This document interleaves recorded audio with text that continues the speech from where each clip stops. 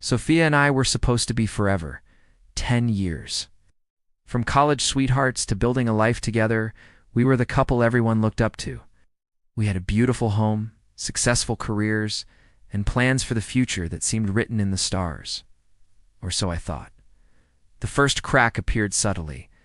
Late nights at work, texts she'd hide when I walked into the room, a new, almost frantic need for space. I tried to ignore the gnawing feeling in my gut, telling myself I was being paranoid. After all, this was Sophia, my Sophia.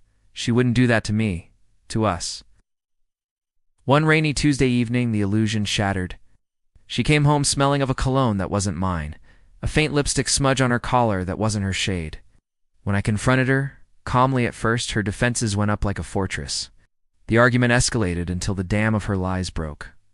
Yes, Brandon, I'm seeing someone else. His name's Julian. And I'm not sorry. I feel alive for the first time in years. I feel free. Her words were like daggers, each one twisting deeper than the last. She didn't just admit to cheating, she celebrated it. She called our life, our love, a cage. She painted me as the warden, a boring, predictable man holding her back. The pain was blinding, a white-hot agony that consumed me.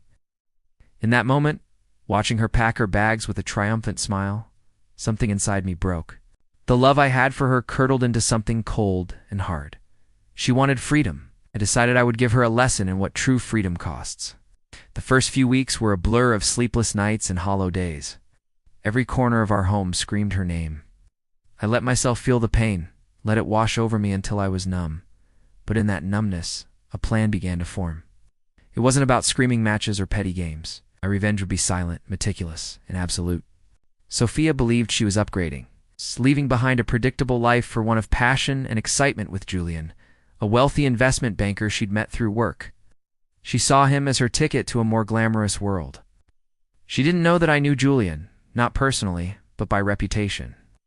His world was built on risky ventures and a mountain of debt, a house of cards waiting for a gust of wind. My first move was to untangle our finances. Sophia, in her haste for freedom, had been careless. She left me in charge of selling our shared assets, including a portfolio of stocks we had built together. She trusted me to split it fairly. Big mistake. I started by leveraging my own knowledge of the market. I knew a tech bubble was about to burst, one that Julian had heavily invested in, boasting about it to Sophia. Instead of selling our shares, I executed a series of complex but legal trades, shorting the very stocks he was championing. I spent my days talking to lawyers, financial advisors, and my nights studying market trends. The man she called boring was now running a covert financial operation from our living room. Meanwhile, Sophia was living her best life, or so her social media proclaimed. Photos of expensive dinners, weekend trips to tropical islands, and gushing captions about her soulmate Julian. She'd occasionally send a text asking about the house sale, impatient for her share of the money.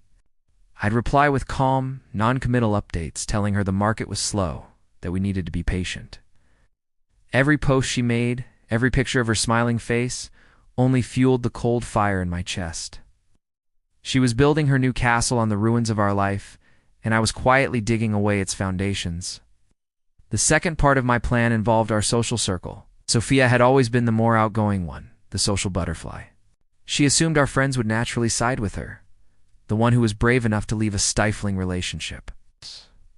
But I didn't try to win them over with sob stories. Instead, I just told them the truth, calmly and without drama. I showed them the texts. I told them about her callous declaration of freedom. I didn't ask them to choose sides. I just laid out the facts. Her narrative of being a victim quickly crumbled when faced with my quiet dignity and the undeniable evidence of her betrayal. Slowly, the invitations she received started to dry up. Our friends weren't cruel to her, but they saw her for what she was. The sympathy she craved was replaced with a polite but noticeable distance. 3 months after she left, the first gust of wind hit Julian's house of cards. The tech bubble burst just as I had predicted. The stocks Julian had bet his fortune on plummeted. My short positions paid off spectacularly. The joint portfolio didn't just survive, it grew exponentially. My personal wealth was secured, and Sophia's half. which I was still legally managing, was now tied up in assets she couldn't immediately access without a complex legal fight. Julian's firm went into a death spiral. The lavish lifestyle he had promised Sophia evaporated overnight. The fancy cars were repossessed, the dinner reservations were canceled, and the tropical getaways became a distant memory. That's when Sophia started calling me. The triumphant tone was gone, replaced by a strained, anxious edge. She asked about the money again, her voice tight.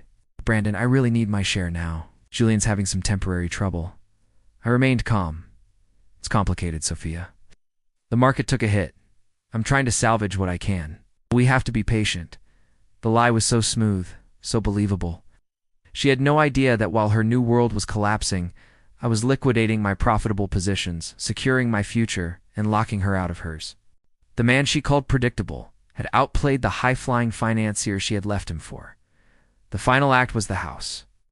She wanted to sell it quickly and take her half.